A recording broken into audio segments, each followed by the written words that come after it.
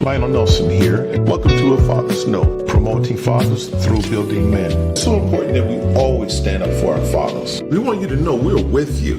We're standing behind you 110%. Hello, beautiful people, and welcome to A Father's Note. I am your host, Lionel Nelson. Here on A Father's Note, we promote fathers through building men. I'm glad that you took the time out to join us. We have a great, interesting, I'm sure this is going to be one of our best podcast shows tonight for you. We're going to have a single mothers roundtable.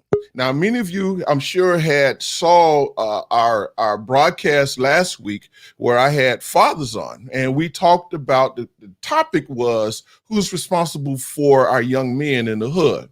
And of course, all of my guests, we all agreed that we as fathers, we as men, we are the ones who are responsible for our young men in our neighborhood. And so with that, though, but at the end of the broadcast, a question was asked, what can women do for us, or i.e. mothers do? And of course, there were two things that we acknowledged that, okay, you know what? Number one, respect us, and number two, give us affirmation for what we can do, for that which we do. I'm sure that we all know, and we have absolutely gone through many things, as far as especially you as single mothers, having fathers who don't do anything, who don't participate, who don't engage, who don't do anything, don't even spend time with the children. I understand that, Chase, so very well, and I hear it all the time. But nevertheless, though, we do have fathers that do want to be engaged. We do have fathers who want to spend time with their children. We have fathers who want and does support financially.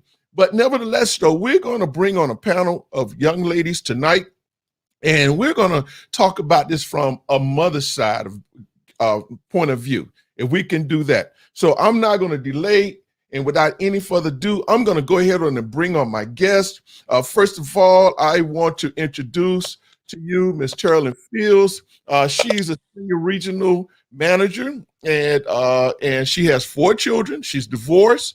Her children, she has 3 girls, 3 ladies, and 1 young man.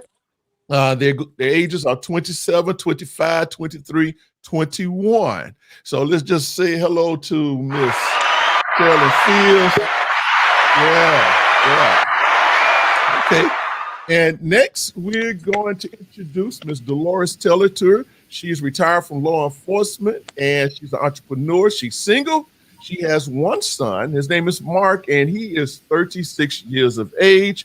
He does have a 5-year-old grandchild, if I understand that correctly. But let's say hello to Miss Dolores. Next, we're going to introduce to you Miss Helena O'Neill. She works with receiving and invoicing. She's married. Nevertheless, she's separated. And she has 1 son. His name is Brendan, and he's 16 years of age. Hello, Miss Helena. And last but definitely not least, Miss Valerie Hyman. She's a medical assistant by trade, and she's the referral coordinator as far as business-wise. She's married, separated. She has 5 children, 2 young ladies, and 3 young men. Her sons are at ages of 16, 14, and 9. She did stipulate, well, we'll get into the other part, but let's just say hello to Miss Valerie Hyman. Yes. How you ladies are doing tonight? Great. Doing great. Thank you right. for having us. Good. Oh, it's the pleasure is mine, of course. The pleasure is mine. Okay. So what I want to do, first of all, I want to play a video from last week. Okay. Let me see if I get this right here. And I want you all to. Oh, let me say this first. Y'all bear with me because I got many hands here. I want to say to all of those who are watching Facebook and YouTube, and on YouTube, thank you for joining us.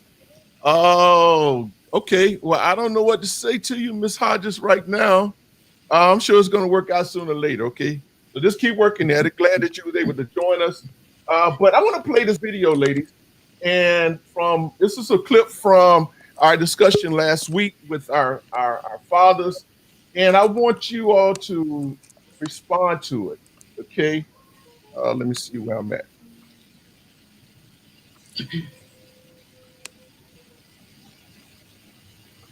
Oh God. Okay. Now it's moving slow.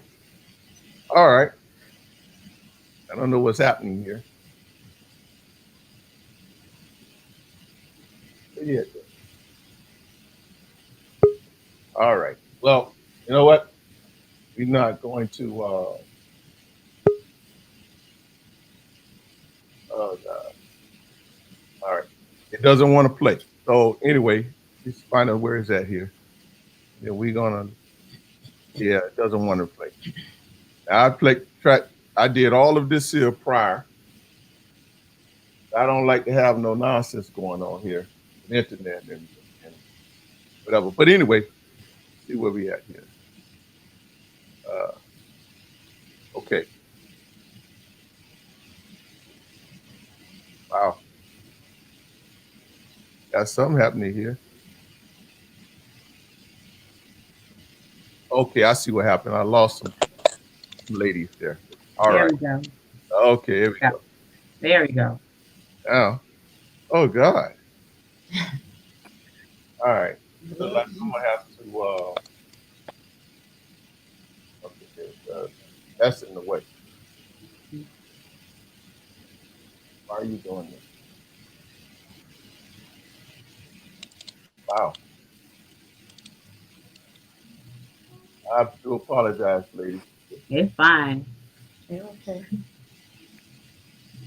Yeah, I don't know why it's doing it like this. You know, it must be going to be epic. That's why it's acting up right now. Don't want y'all start to be told. Okay, there we go. Exactly. You said Don't it want y'all before. start to be told. Okay, so now let me go this way, Dan. Let me just readjust. Okay, So what we had discussed is we said that we believe one of the things that we wanted you as mothers to respect the fathers, okay? And number two, just give them affirmation. Listen, give them the credit for that which they do. You know, of course, we have so many women that if a man is not doing what they expect to do, they will use the child against that man. Now, here's a father, he wants to be engaged, but yet still, though, he's being hindered from being engaged. So what I want to do, I'm going to start with you, Mr. Loris. Would you care to respond to that? What are your thoughts on that? Well, yes, I agree. I think the father should be respected and affirmed. I know the situation firsthand. A woman scorned, as you would say. You know, once they break up with the man, they use the child as a pawn and likes to micromanage and tell the man when and when he cannot come and visit the child. But I think that if you have a man that wants to be in the child's life, let him be in the child's life. You know, I think it's immature. So I think the man should be commended when he wants to be involved in the child's life. But did you say immature? Yes. Did you use the word? It's immature if a mother doesn't want the child to be in it for whatever reason. She's being immature. I think so. Okay. What about you, Miss Carolyn? What are your thoughts on that? That's not my story, but I have male friends that are single, you know, separated from their children and have experiences. So I've heard that side. And I think like Dolores said initially, the woman that scorned, our women, we have to heal. We have to, and I talk about it in my previous session. You have got to forgive. You have got to heal. You've got to do your own inner work and be free. And when you do that, you're not looking at yourself. You're looking at, you know, your child, and you want your child to have a relationship, regardless of whether your relationship worked out with the father. So it to me, it always boils down to there's some unforgiveness or some healing that needs to take place. So in essence, don't allow your feelings, your emotions to get in between the relationship between Absolutely not. father and the child. Absolutely not. Unless there's peril, you know, abuse or something involved. Right. Obviously not that. But other than that, he should have a right. And you're depriving the child. That's what you really have to look at. You're depriving the child. You know, I'm going to come to you next, Miss Valerie, and then Miss Helena. But you know, Miss Fields, your son was on the show about two weeks ago, and it was interesting that he said that in the interview that not out of all of his life, not one time did he hear you say one negative word against his father to him, and I don't think none of the children heard that. And I thought that was very, very, very amazing for him to say that. So, and one of the points the things that he pointed out also, just what you just said, was that forgiveness was key.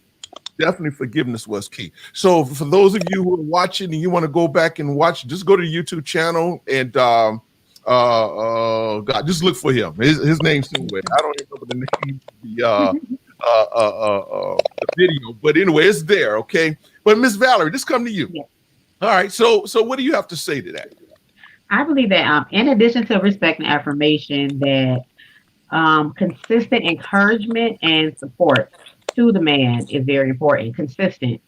Most importantly, you have to trust the man to be a man and to teach the male to be a male. Like we're only but women. We can't teach a male to be a male. I don't care how hard we try. We can say on Father's Day, Happy Mother's Day to our moms, but that's not justified because we are not their fathers. We can only be women and take pride in the strong women that we are. But trust the man to be the man. Trust the is man. my place. Okay, that's good. That's good. Miss Elena, what you have to say to that? I'm gonna come back to that, Miss Valerie. But Miss Elena, what do you have to say as far as respect and affirmation for the man?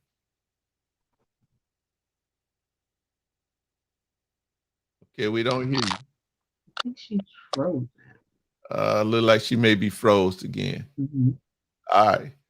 If you can't hear us, log off and log back on. We'll see. We'll bring you back in. Okay, we'll bring you back in. All right. So I don't know what's going on with my. I'm gonna have to reboot my other laptop here because I definitely want to play a video by another gentleman by the name of oh God, what's his name? Representative Burgess Owens, and he was in a conversation.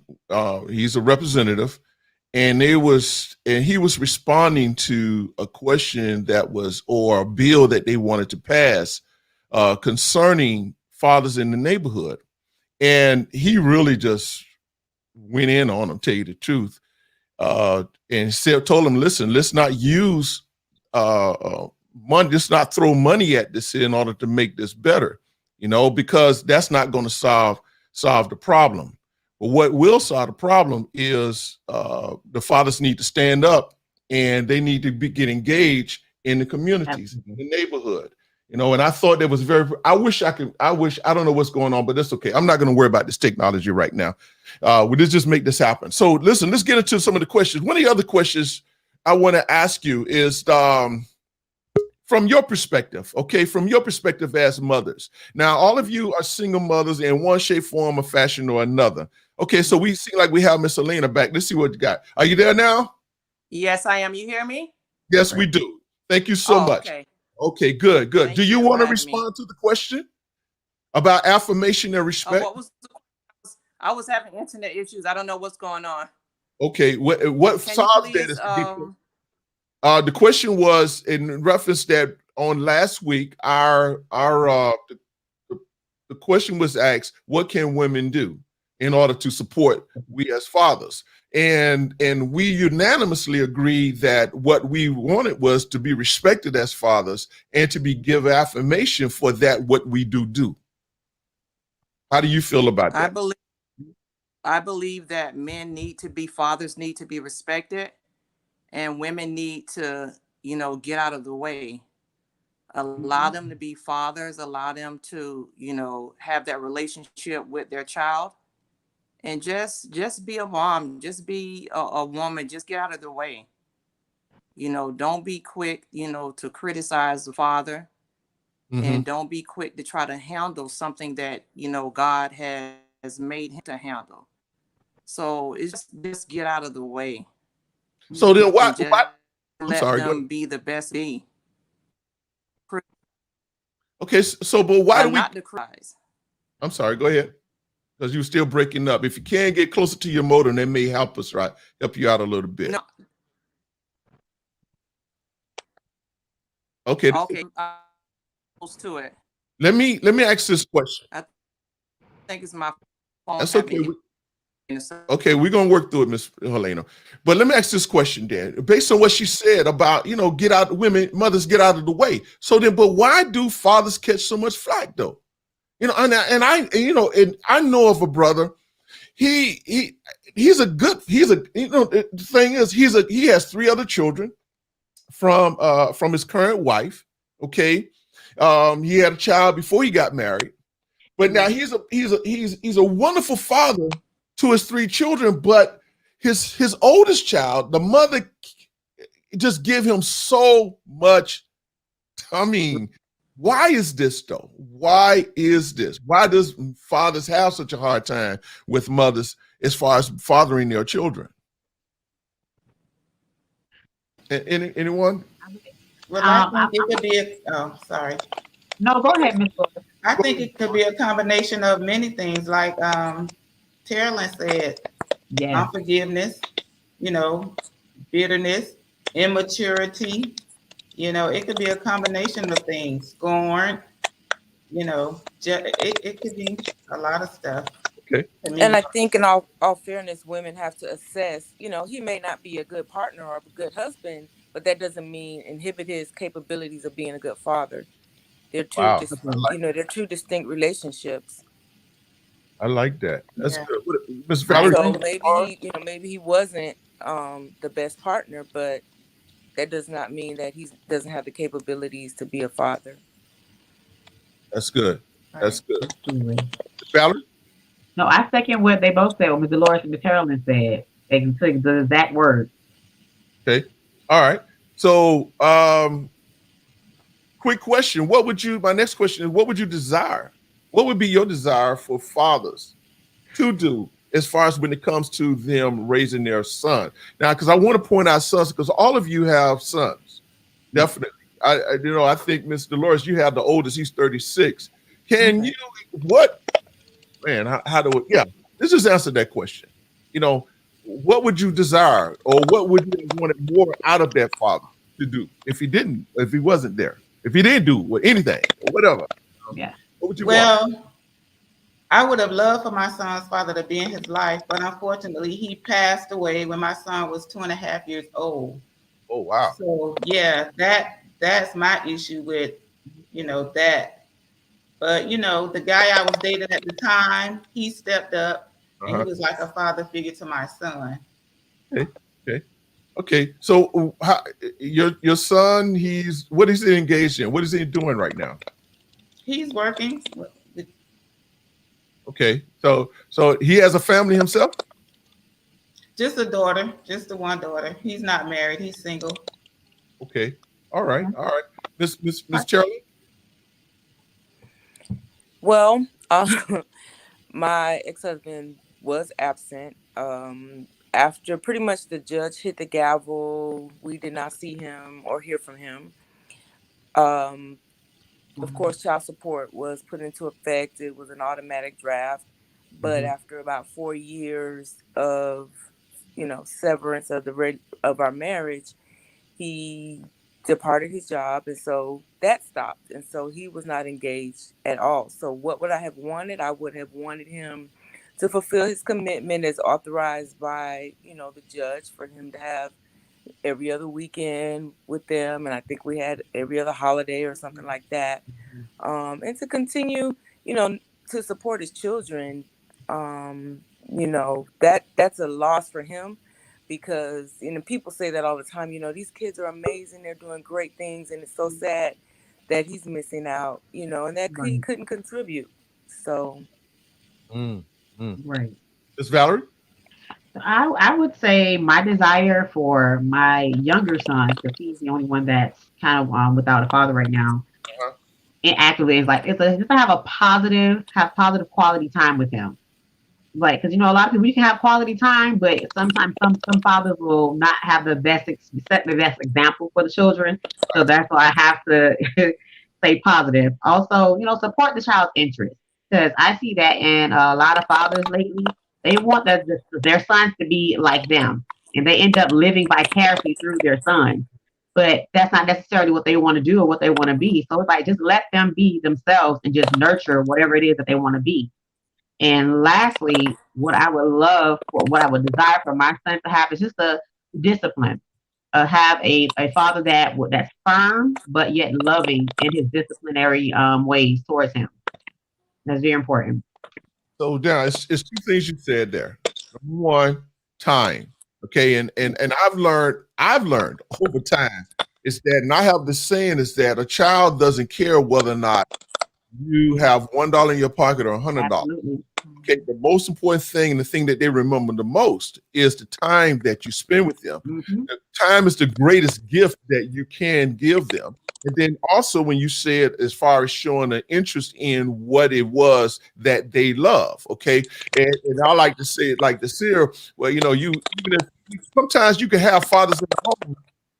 Is that coming from me? I don't know where that's coming from. But anyway, you can have.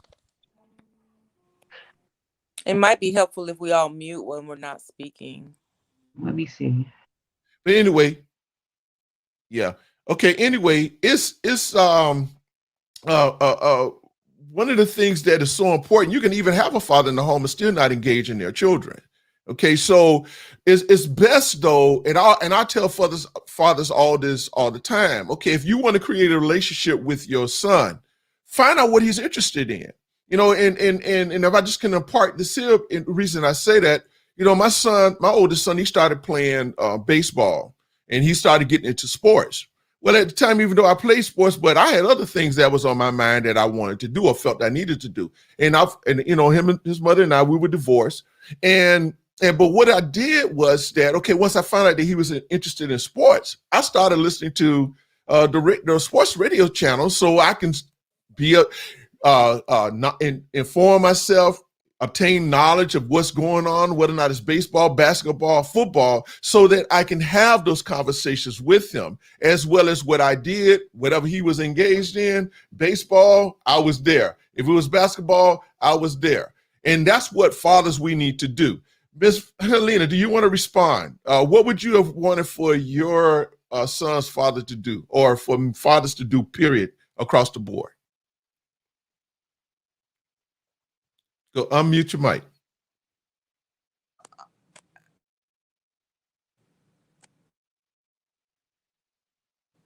My phone is, I It's okay. apologize. My phone has been acting. I don't know what's going on. It's okay. But, you know, for me, you know, I can relate to fathers not being there. But as far as, you know, my son, I desire for him and his father, you know, to have that close bond, because his father has been out of, you know, his life for some years, being Mhm. away. But, Right. you know, they have that relationship, but not as I desire it to be, as him in the home. In the home. Right. Right. But Right. son have that relationship with his father that I had when I was young. And just have that relate God intended, you know, for the father to know what the son going through, for the able to the father and everything. Things that as a mother I can, you know, can assist him. Okay, you're breaking up there, Miss Elena. You're breaking up. If you can get closer to your modem, that should be helpful there. Okay. But when she comes back, we'll let her finish. But I want to ask the next question, ladies. In raising your sons, okay. But just came back to me. I want to have a question for you, Miss Valerie. You said you have a 9-year-old. You did point it out that your 16-year-old and the 14-year-old, their father is engaged in their life, but the Yes. 9-year-old's father is not engaged in his life. So my Right. question to you is this: does the 9-year-old attend or attempt to have a relationship with the father of your other two sons? Actually, he has a very great relationship with my older boy's father. Like their dad, he supports him. He just started football season this year, and he's been to just about more than half of his games this year. So, and he'll call him, he'll talk to him. He's taken them out. He's watched him a couple of times, so he's really good with him. So, but does your 9-year-old still desire to a relationship with his biological father? He does, because Okay. he's a very loving kid, and he feels like no one can replace his father. He does not care. Like he's very strong in that. I'm surprised that he feels so strong at the age of 9 about it. Wow. Like if he even thinks I'm gonna go date anybody, he's like, oh no stepdads for me. I'm like, oh, okay, I'm sorry, but yeah, we'll cross that bridge when we get there. Okay, let me ask the next question. Okay, so raising your sons as single mothers, okay, can you identify, each one of you identify what challenges though that you have had rearing up your man child? Okay, let's start with you, Miss Dolores. What challenges? I would say the greatest challenge I had was talking to him about man stuff, sex, and girls, and stuff like that. Well, you had that conversation with him? No, I didn't. That was the challenge. I didn't. Oh, okay. I didn't. He had his uncles for that. So Okay, all right. so he had men engaged in his life though. Even though yes, his father wasn't there, he had uncles that was like, you know what? Hey, listen, Doc, let me come talk to you. Had this conversation with you, huh? yes, that was my greatest challenge. Oh wow. Okay, Miss Carolyn, what about you? My greatest challenge, I believe, was when my son was around 14, 15, and I saw this lost look in his eyes. You know, he was in a house full of girls and women, and you could tell he was trying to identify with someone that was like him. And it really, really hurt my heart. It broke my heart because, you know, I wasn't dating anyone. Uh-huh. And I'm an only child, so there were no uncles. I have close friends whose spouses have had input. I've had some friends, but you know, it's nothing like having that consistent engagement. My father was around, but probably not as much as my son would have wanted. So watching him go through that process of looking lost, just wanting to identify with another male counterpart. And it just caused me to really go on my face and pray and have the Lord open doors for him to get engaged with events, activities, um, mentorship programs that supported him, supported his masculinity, and that's what worked him through that process. So you saw that he was lacking something, and you as a mother was not selfish with understanding what he was going through as a young man, and you provided him or made sure you guided him and provided him with the resources that would be fruitful to his. Absolutely. Okay, very good, very good. Miss Valerie, what do you have? What was your greatest challenge as far as raising up your sons? It's kind of similar to Miss Carolyn's. Just the fact that he knows that his father is alive and well, and he knows where he is, and the fact that he's not present. And I also related to, I think Ms. Dolores mentioned it earlier, how a parent can be in a household, because he was for a long time in the household, but he wasn't actively in the home. It was like it was just so awkward that Right. his presence was hardly known in the home. So just explaining that to my son consistently, listen, I know he's not here, but he's like, Mom, he's out there. I was like, I know. And to see him broken like that, and his eyes, just like I'm telling him, that's what bothers me. That's the most challenging thing so far, because I know that it's going to have some sort of impact on his self-esteem after a while, because I see the sadness in his eyes. Uh-huh. So I find myself keep on trying to, like, Lord, what do I do? Like, I'm Googling things at this point. Like, I'm desperate to figure out, how do I figure this out for him? Wow. So he won't be a broken little boy. Wow. So I'm assuming he has a great relationship though with his older brother. You referring to the 9-year-old, right? Yes. So Yes. I'm sure he has a great relationship with his older brothers. Yes, he loves his brothers. I know it's a big age gap. You know, you 60, yo, man. Come on, man. Oh no, they're great. They great. Okay, good, They're good, great. good. So, okay, Miss Elaine, let's try it again. What has been your greatest challenge raising up your son as a single mother? Oh, you got to unmute. Unmute your mic.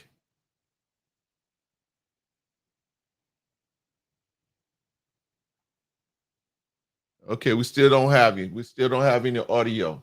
Okay. All right. Well, we're going to continue to move on. Just chime in when you can. I don't know what's happening there, but it's okay. It's okay. So, all right. You know, a lot of great stuff you ladies are saying.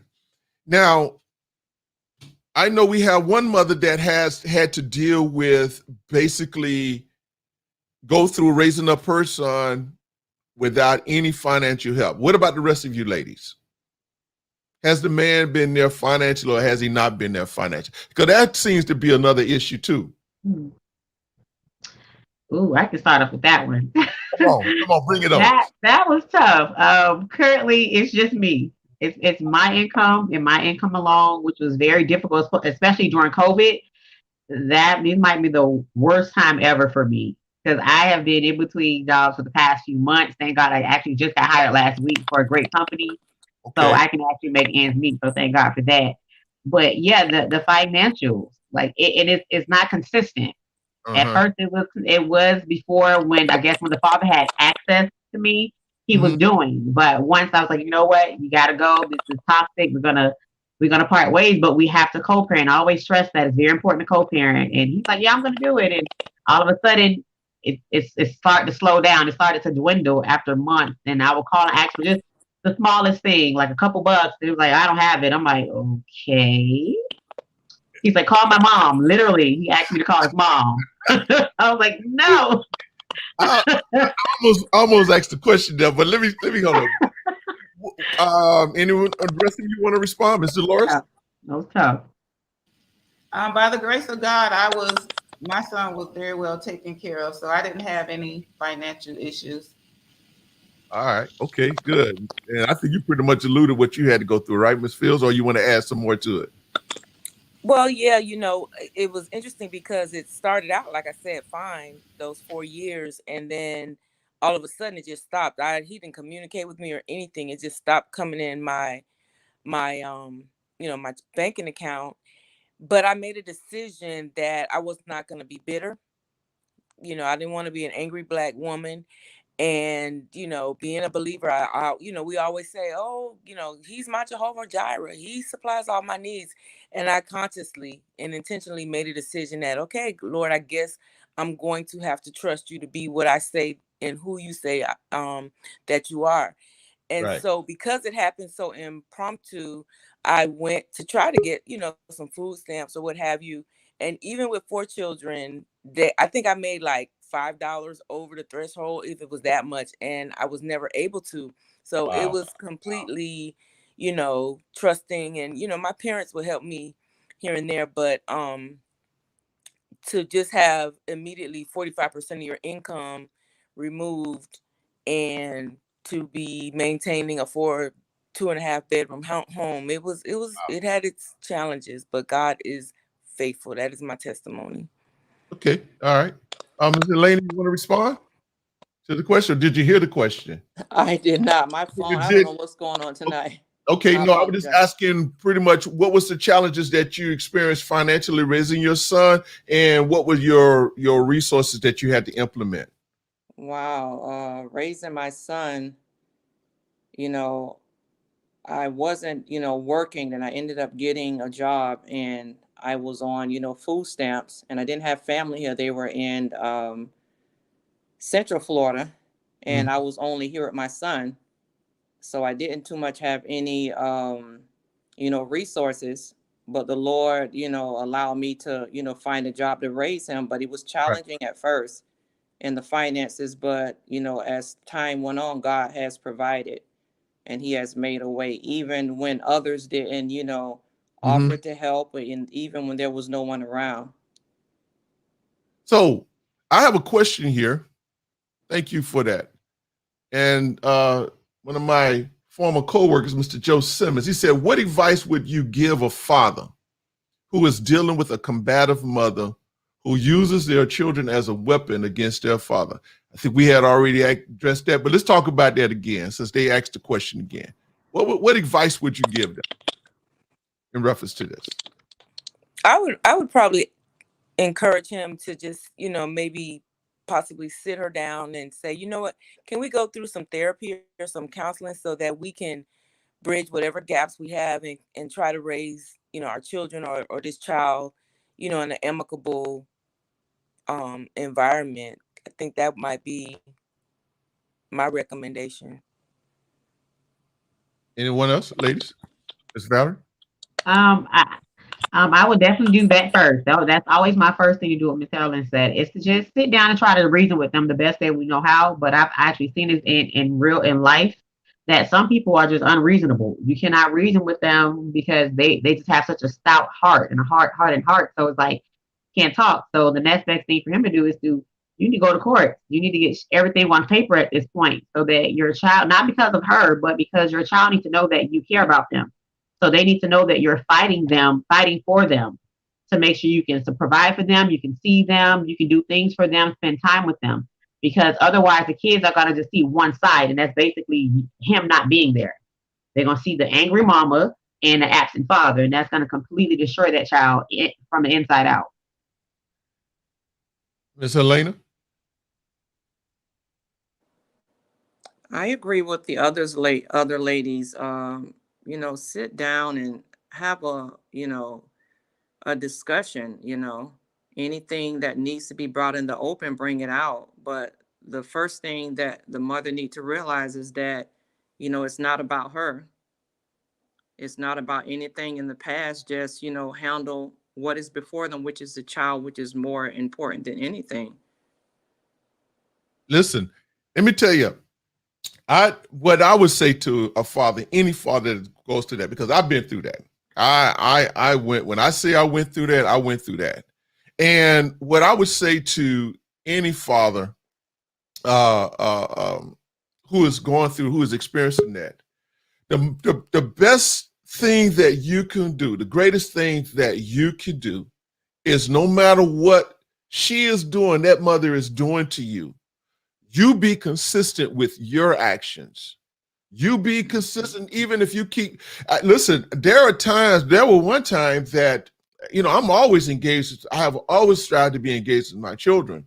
And then their mother moved, didn't even tell me where they were moving. And I had to go on a search to find out where my children were at, because again, wanting to separate them from me. And I had to live and deal with all of the stuff.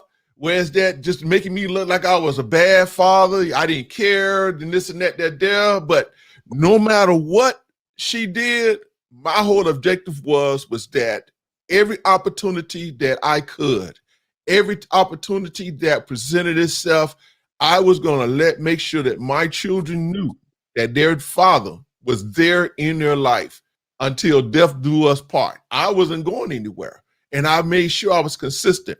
Then the other thing too, even if she is battling and fighting you, never say a bad word or evil word or anything evil against the mother. I'm telling you, even just like you can be an angry black woman, you can have an angry black man too.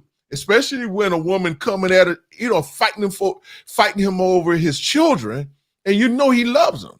Of course, at the end of the day, they had to admit, hey, Daddy love his children.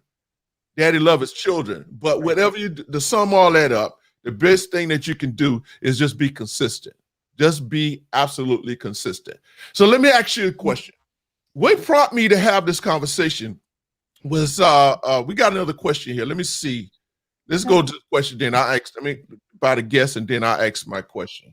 Do you think it's wrong to put a father on child support if he only gets the child on weekends and not willing to take only sharing duties as far as taking child to school, etc.?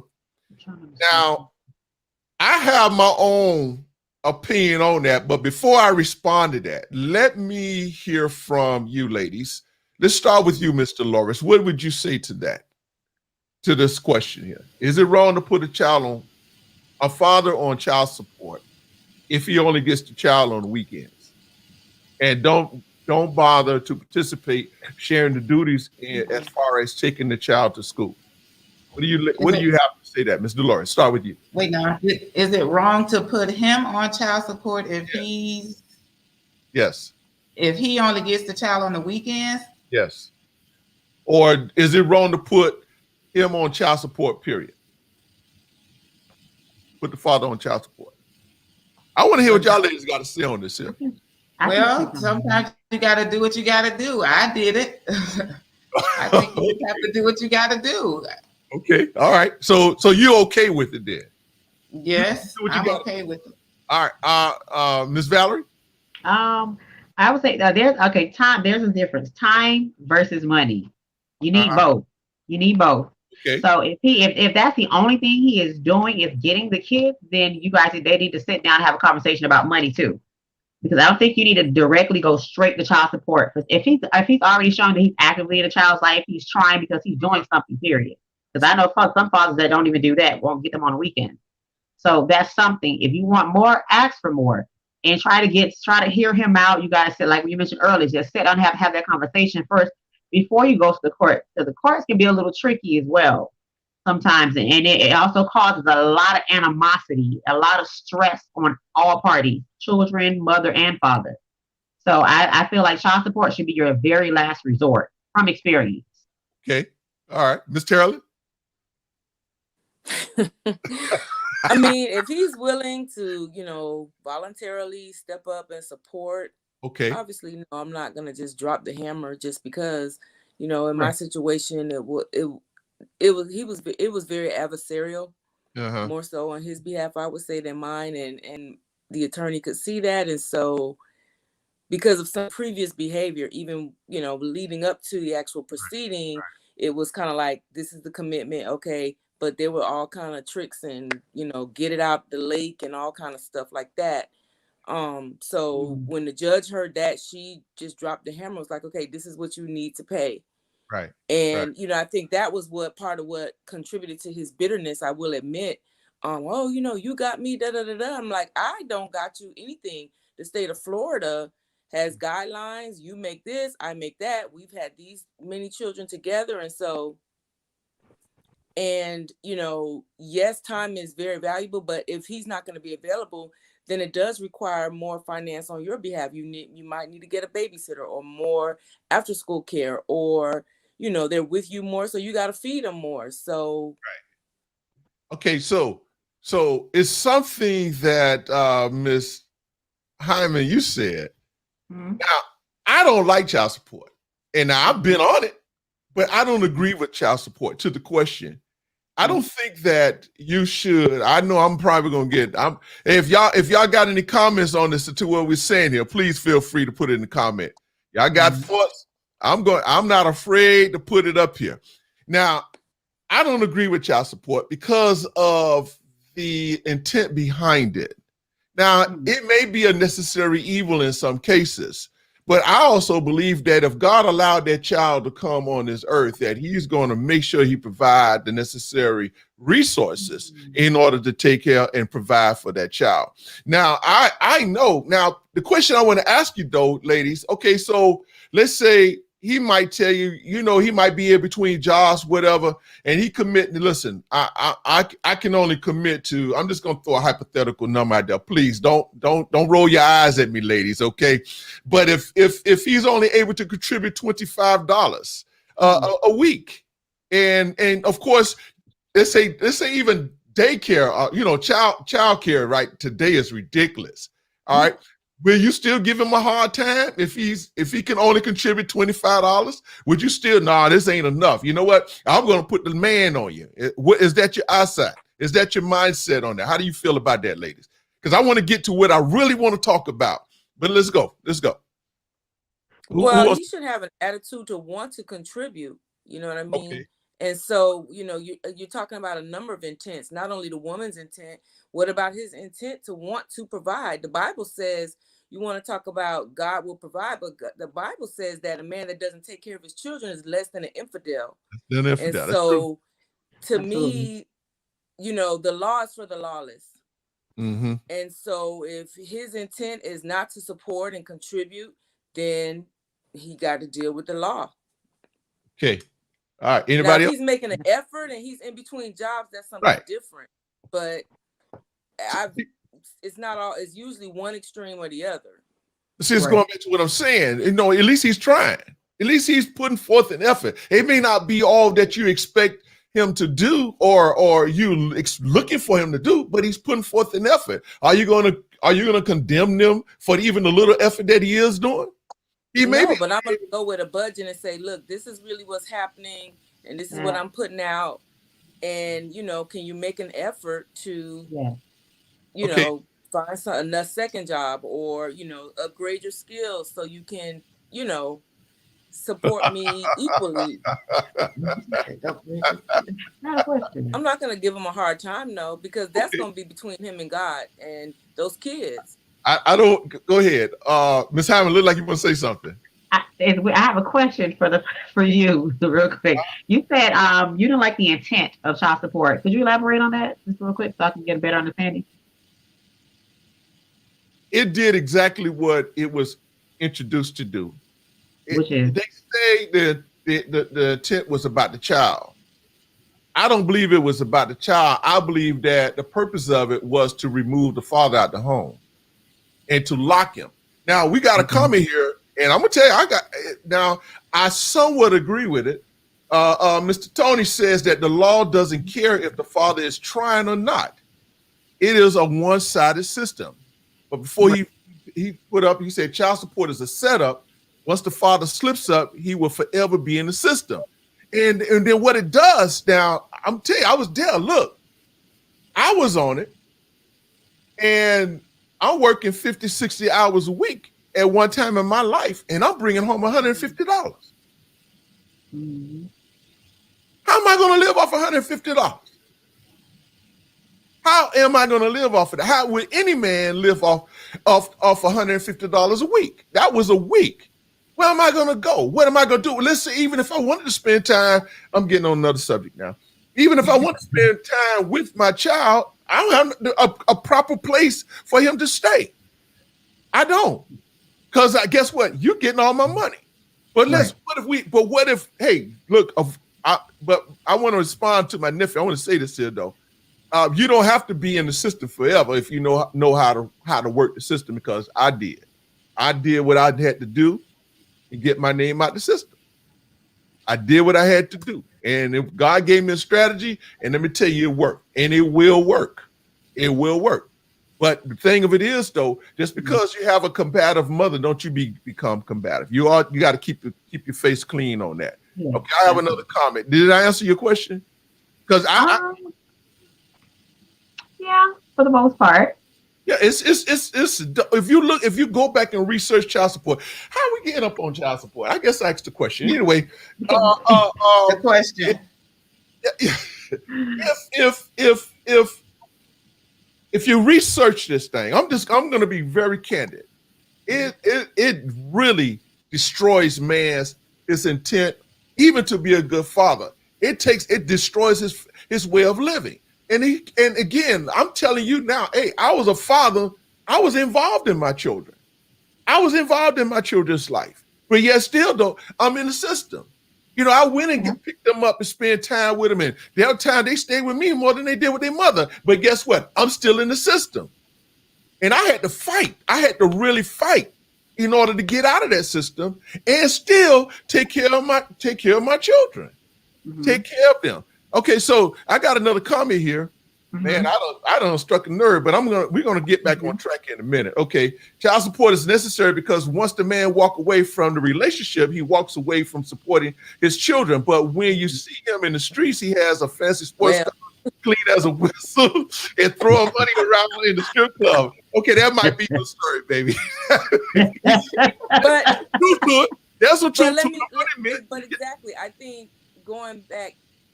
The concept itself, I think, has validity. The design of it is obviously flawed. To your point, right? Okay, that's my whole point.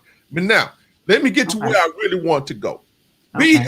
We have a lot. The reason that I started this conversation technically was because I saw a group of young men in an area in which I was working at the time. And every morning, I watched these young men for 3 days. Every morning, they would congregate at this one particular place about 9 a.m. in the morning. They'll be there for about 2 hours, and then they'll leave, and then they'll come back in the afternoon. Okay, and I'm like, and it had to be about a group of anywhere from 5 to 7. And I'm like, man, if what can be done? They have a mother. I know they have a mother. I know they have a father. Why are they out here, hanging out here like this here? And what can we do to change that? Who do you think is, we as fathers, let me say this because it's taking me to a video I had wanted to show. We as fathers, okay, we bear responsibility as well, all right? But let me ask you this, do mothers bear responsibility as well as if their son is out there doing? Because listen, all of you, from my understanding, y'all understand my question? Absolutely. Yes. All of you, as mothers, had to go through this here. What was your strategy to keep your son off hanging on the corner? To keep your son, you know, I was in an area where it's that 2 young guys just got out and just bam, bam, bam, bam, bam. I mean, these weren't old men; they were young men, and you know, shooting at someone else. And we hear all of the killing that's going on in Chicago and over the area, black on black crime, this and that, there. But what do you do? Let me ask the question to you, direct the question to you ladies. What did you do in order to keep your son? Because your son could have been one of those statistics very easily as well. Even right now, you have 14 and 16-year-olds who have a device that just opens them up to the world. Okay, and they see this and see that, and they may want to. What is your strategy for keeping or having your strategy? I'm going to start with you, Ms. Delores, since you have the oldest son, and then I'm going to go to Ms. Carolyn and then Ms. Valerie. You can end it out. What was your strategy for keeping your son off that corner? Well, I put the fear of God in my son at a very young age, and I didn't let him out for a long time. I didn't let him, out. But as he got older, I got him involved in church. And the church that I was in, we had a very solid youth department. They used to do a lot of things with the kids, so they kept them very active, So I thank God for that. And then we had a singles ministry, the singles ministry I was in as well. We had a solid group of single moms with sons. So we had a village at the church. So that was my strategy. I kept him in church. He got involved in youth activities. So you kept him engaged, took his mind off of what was going outside, and made sure you kept his mind inside. Okay. Ms. Phil? I would say, I remember even before I had my son, this same type of scenario. I watched a lady on the news, a 13-year-old boy, I think had stolen her car. And she's like, I don't know what to do with him. And I'm saying to myself, how he in your house eating your food and you don't know what to do with him? And it's like the Holy Spirit checked me right then. And I looked at my two younger daughters and the Lord was like, that's because you start right now. So I think parents need to be really clear on what their role is. And that is to, bring their children up with, like the Lord said, with the fear of the Lord. And so likewise, I also engaged in community. We were at a church that had a strong youth program, kept them plugged in. And so they were around, they weren't concerned about what was going on outside of the church per se, because they had their own peers that were all about doing what was right and, serving God, or, at least being moral and what have you. So you have to, I think, again, when they're very young, my son's first spanking, I really tore his behind out the frame and he understood who was in authority and had no problems. No problems. You went corporal punishment on him? I went from the east to the west to the north to the south side of the house. And when his sisters came home, he was like, because I used to have this phrase where I would say, if you don't get it together, it's going to be trouble in the camp. And so I must have said that. And he told his sisters I was going to send him to boot camp. And so that's not what I said, but that's what he interpreted it. And so, hey, it kept him on a straight line. Ms. Valerie, thank you for sharing that. Ms. Oh, Valerie. this is great. I love it. So basically, I did the same thing. I made sure I laid out a foundation for my children, first of all. And that is, ladies already mentioned it. One is a faith. And with that faith, you got to put the fear of God in them, as we already stated. Also, family. Family is a major aspect. Having that village to keep them busy. I don't care. Like my family is small, but we get together a lot. Well, not since COVID, but we used to get together a lot just for little stuff. Just one Friday night, have game night, keep them active, and make sure they have fun. So like they have to be enjoying themselves. Find out, like I mentioned earlier, find out what they like to do and invest in your children. I have a football player, I have a dancer, I have a golf player, and I have two kids that don't know what they want to do, but whatever they want to do, I'll invest. Just keep them busy. Right. Have a cheerleader, keep them busy. So basically faith, fun, and some family. So that's the foundation. But you're a single mother who's still making this happen. Yes. So yes, then and I'm surprised. I promise you, every end of the week, I'm like, wow, God, you're really doing this. Like, I'm really doing this. I'm really amazed. So what would you say to the mothers out there that will use the phrase as to what Ms. Carolyn said? Because I've seen it. I think I may have seen the video you were talking about, Ms. Carolyn. As a matter of fact, this he made national news, which I thought was shocking.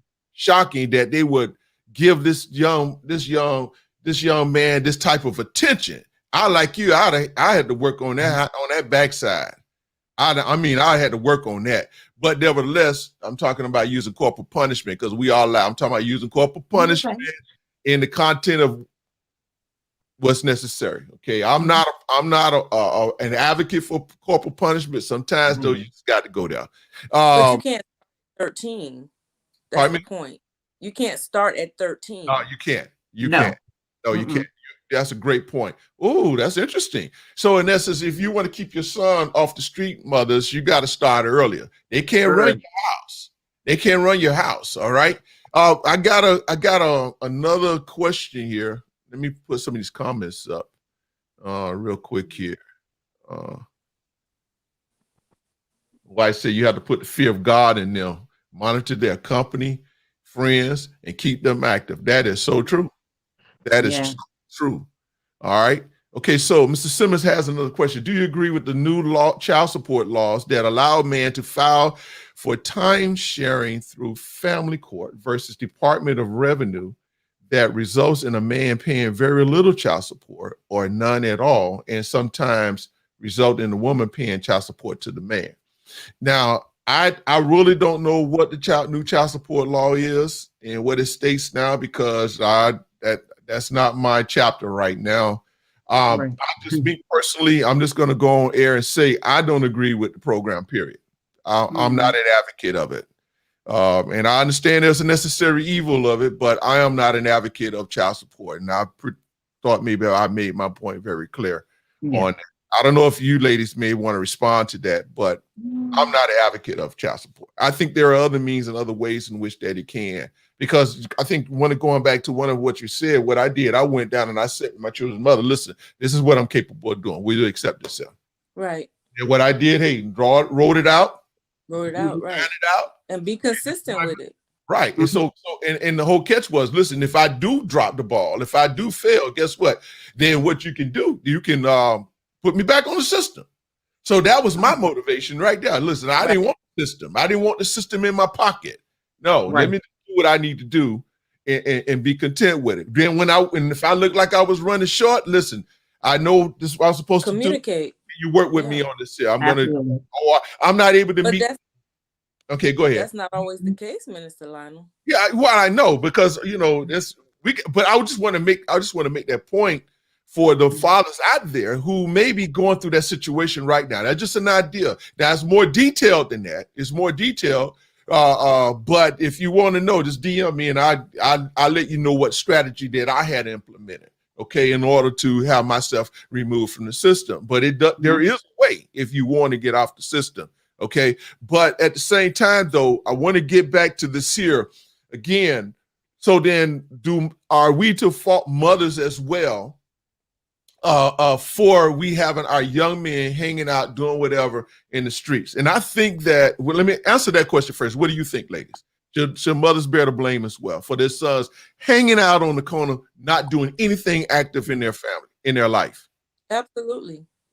And I think it goes back to that original point that I made about healing, because my perception is that people are not healed. So now they're all over the place doing all kind of things to try to placate and satiate the pain and all of this, and they're not focused on their children. When you're whole and healthy, your priorities are in order, and you're able to focus on what you need to focus on. And the love of a mother is, like none other.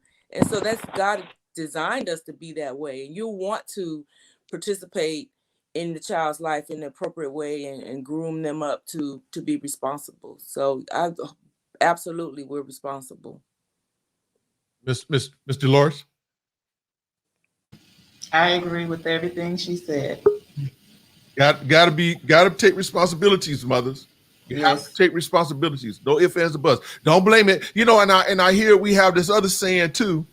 Is you're just like your daddy. And if you look at the boys, I don't know if y'all seen the movie Boys in the Hood, and you have one mother who had a contract written out with her son. Listen, if you stay out of trouble, if you get any more trouble, you going to your father.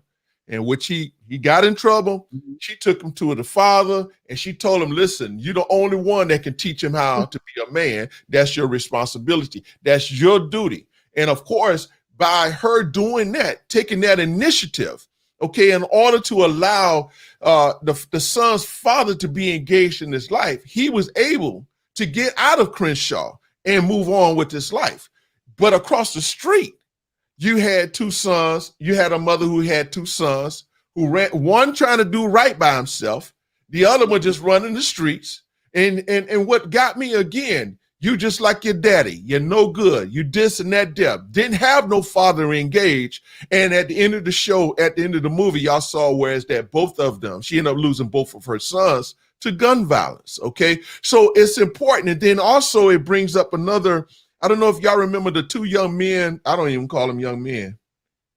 I'm respectfully, I'm saying that respectfully. God, stop. The two young men who killed the Chicago police officer, Ella French, and the video that their mother made.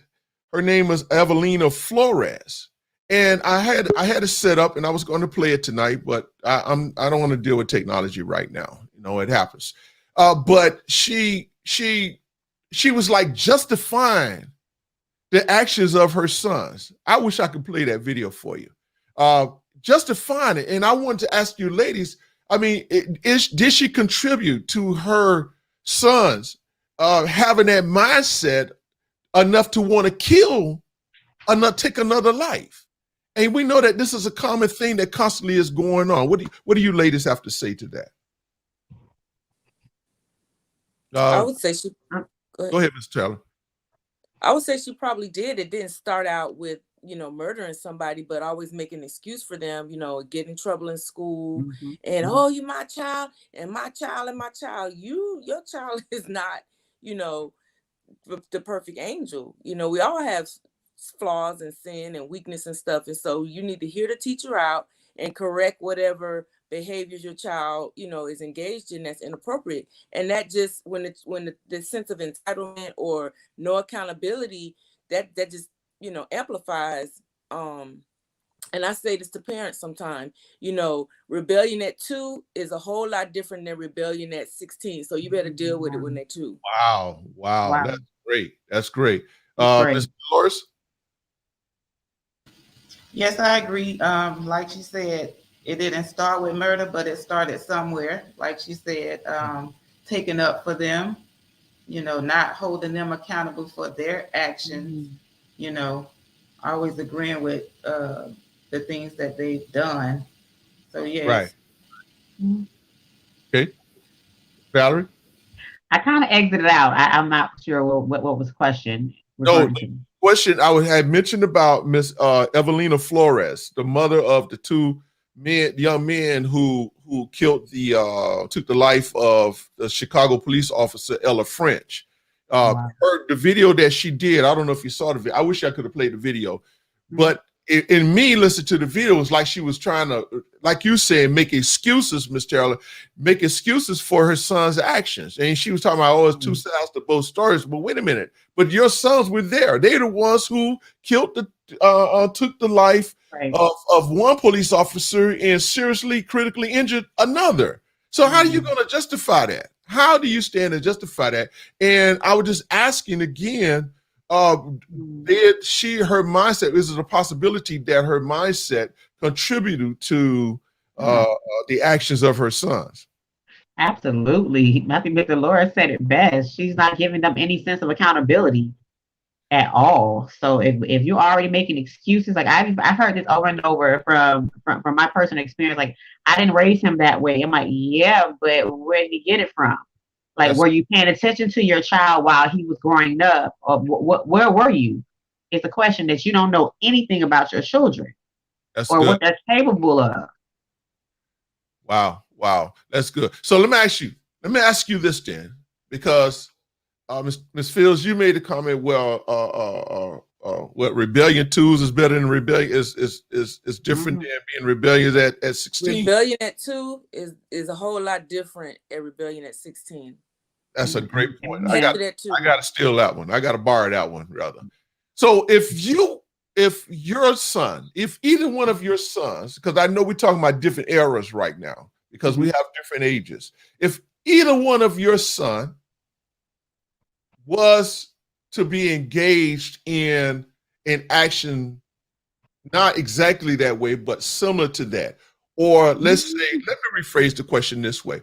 if your son was to get in any serious trouble with the law, how are you going to handle it? How would you handle it as a mother, especially being a single mother? Ms. Dolores. Well, I know we always say we know our children, we know our child when they get in trouble or whatever. But honestly, we don't know our children. Like, we don't know what they're doing out there. We know up to a certain extent, but we don't know like what they're capable of a lot of times. Right. So I would say if they did it, they have to be held accountable for it. You can't take up for them, So they're gonna have to, if they get engaged, and they're just gonna have to walk that plank themselves, huh? Yes, absolutely. So you wouldn't go, oh, my child, my baby, oh no, how could you do this? I probably would, but He's gonna have to bear it himself, huh? He's gonna have to deal with it himself. Okay. I mean, you want to think that your child is what you think about them. You know what I mean? You want to think that, no, my child wouldn't do that. You want to think that, but at the end of the day, you don't know what they're doing when they're not in your presence. That's true. That's true. So in essence, I got you. Ms. Fields? I just still have to say it starts from allowing them to deal with the consequences. If you go back and you trace back that over the course of that child's childhood, have you been consistent? A lot of times you get, especially if you have multiple children, you get tired, but you can't let up. You gotta have them with a friend or a grandparent so you can refresh yourself. But I will pretty much bet you that throughout the childhood, there was lack of accountability, there was lack of consistency, there was lack of having to deal with consequences. You didn't do your homework, you got a bad grade, or you've been performing, you're on the phone at night and you're not doing it, there are gonna be consequences. And if that pattern is consistent, then that gets in the psyche that, okay, if I do something wrong, I'm gonna be held accountable. And understanding authority, that's what's missing, is that children are not being brought up and understood the consistency of authority and dealing with consequences. And so then there you have it. And I mean, there's always some other case outside of the box, of course, but right. That's my Ms. Valerie. So if my son were to get into some form of trouble, be arrested for something he did or did not, me personally, I'm very, very talkative with my kids. So basically I have questions first because I need to know the situation, what happened from point A to point Z, all the way down. Because I tell my kids all the time, I'm your first lawyer, because that's my job as your mom, to protect you first and foremost. But if you did something wrong, like Ms. Carolyn said, there will be consequences. And I promise you, I do believe in tough love. I will leave you right there where you belong so you can learn your lessons so that you won't be repeat history over and over again and thinking that it's okay to do what you did. Listen, what I'm hearing here, and I'm going to relay this to our audience that are watching. In my mind, I was thinking about, my wife works with 911, and she shared with me, I think it was last week, that she took a phone call of a mother, if I stand corrected, I think mother or grandmother, who was screaming on the phone and hollering, stop it, stop it, stop it, stop it, stop it, stop it, stop it, screaming and going on. And what was happening, they found out, is that she was being stabbed by, I think, an 8-year-old son. 8 years old. Where's they getting this mindset? What is this behavior? And I think that what I'm hearing, let me finish this point. But what I'm hearing, though, from you as mothers, as single mothers who have had to raise sons, and you're doing well and have done well, you have to be, there's accountability on your part. You have to be engaged. Absolutely. You have to be engaged. You cannot use the phrase, oh, he's such and such an age and I don't know what to do with him.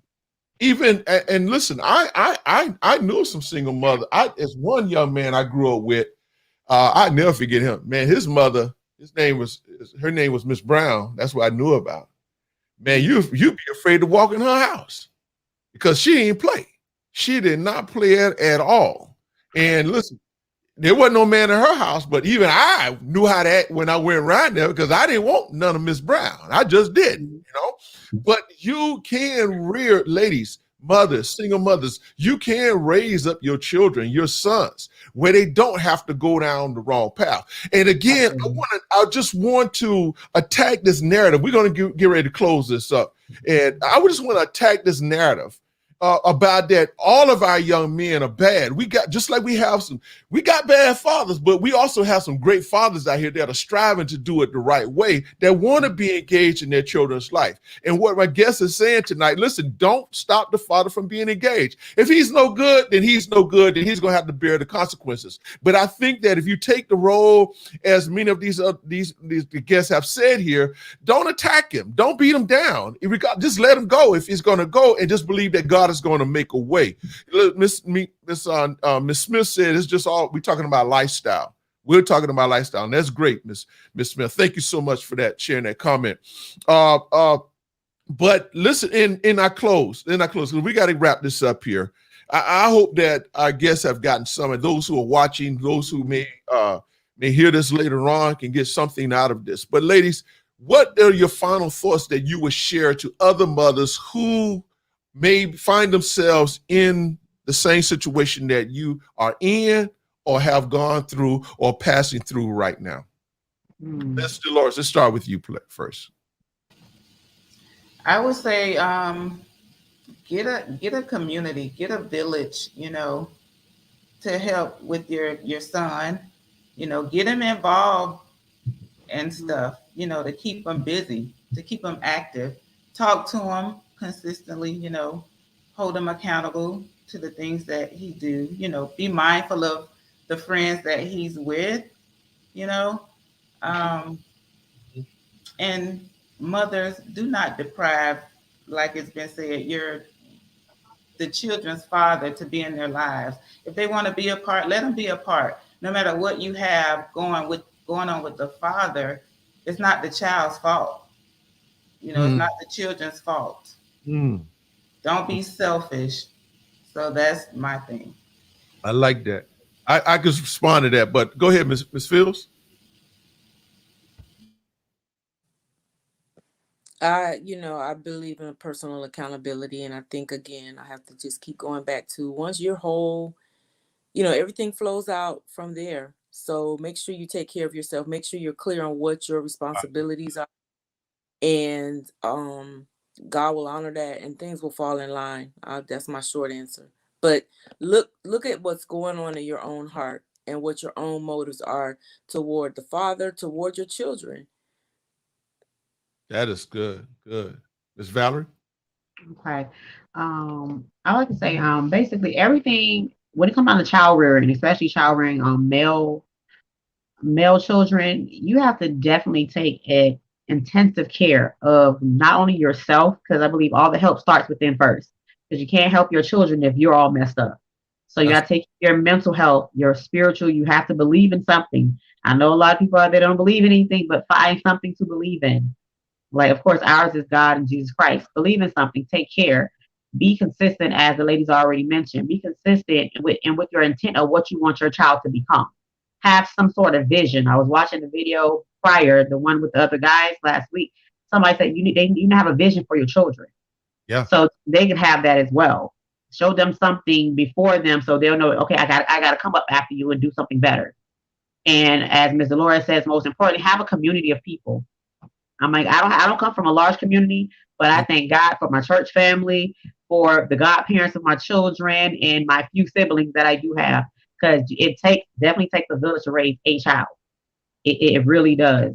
And show some appreciation to that village too every once in a while, because they helping. So help out. Help the help. That's good. You took my mind back to a conversation that I had with a mother. I think she had like three children, and she lived in housing assistance, public housing. And in my conversation with them, she said to me, she said, we're just talking about it because there were some things that I had noticed there. And she said to me, she said, listen, me being here is temporary, but I'm always taking my children on trips because I want them to see that there's other adventures or other things out there other than what they are exposed right here in this community. I want them to experience going to Disney World. I want them to experience other attractions. I want them to experience other communities, other neighborhood, so they won't have in their mindset that their mind and their life is just confined to the situation and the circumstances that we may find ourselves right now temporarily. And I thought that was so powerful. And I can tell you that I had to go back to that place. She was gone. She did not stay there very long. And you have a lot of mothers out there that do that. They know what they want for their child. And I think the great point, I'm going to close with this. I think that's a great point, what you said, both of you, all three of you ladies. Mothers, you have to make sure that you're healthy emotionally, mentally. Don't have any bitterness in your heart, because you might have that holding that against that father. But I think what the mothers are saying, who is really affecting is your children. Now, what life do you want for them? What experience do you want for them? And if you constantly berating their father, you constantly putting him down, they're going to grow up with that mindset too. But then guess what? The trauma, you can also traumatize them, because if there was a father that was already in the home and then you two depart, and then next thing you know, they was in home, they built and established a relationship with them, and then y'all separate for whatever reason, and then they start hearing you saying all these negative things about it. Do you know you can traumatize your child? Because guess what? No, why are you saying that about my daddy? That's not true. My dad is not, I know what I'm talking about. I know what I'm talking about because I've been there and lived that. But nevertheless, though, I think the key thing is, mothers, heal yourself. Make sure you're healed. And if you heal yourself, you can do better parenting for your son or sons. Okay. I think that's pretty much it. I know we can go on and talk about this a little bit longer. I love this comment, help to help. That's exactly what we need to do. But ladies, again, thank you so much. We got to get out. We have extended our time. Okay, this another comment I'm gonna give. Okay, it was not easy, but God with my 5. Some good days and bad, I had to keep it together myself. That is so true. That's the key. I think that's the key, mothers. Don't let yourself grow just because you find yourself in that situation. My mind is, I'm thinking about so many incidents of things. I'm going to say this and then we're going to be done. There was one video that someone shared with me of a father who had been locked up for 11 years. And the father, they was out with the son, mother, son, and family. They was at this restaurant. My dad did a little small video on it. And the father came, sat down to the table next to his son he hadn't seen in 11 years. And when the son saw his father, he had to look twice. But it was so moving to me that they were able to re-engage with one another. Now, I did a commentary on it, but I shared this with my wife. I said I forgot one individual. I was focused on the son. I was focused on the father. But I did not, at the time, focus on the mother. Because if the mother was not in her right mind, that engagement would have never, ever happened. That reconnecting would have never, never happened. So kudos out to the mother as well for that. So we got to say, mother, I hope that we have said something.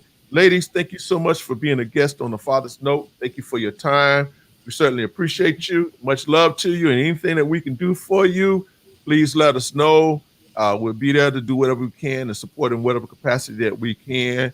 We appreciate you again. And we're going to say good night to all of you and much love to all of our guests. Thank you so much for coming on and being a part of it. Until next time, we'll see you next week, everyone. God bless. Father's Note. Lionel Nelson here, and welcome to A Father's Note, promoting fathers through building men. It's so important that we always stand up for our fathers. We want you to know we're with you. We're standing behind you 110%.